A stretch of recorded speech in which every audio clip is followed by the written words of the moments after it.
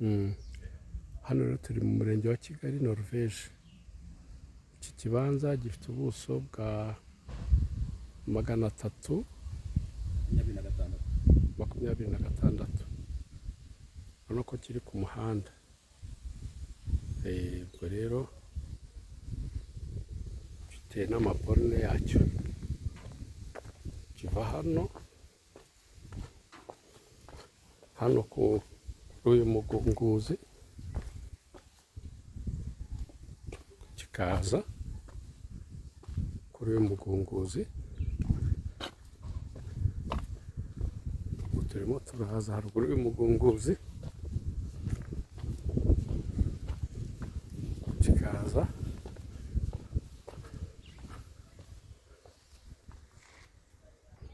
dore ni borne zacyo ni izi ngizi.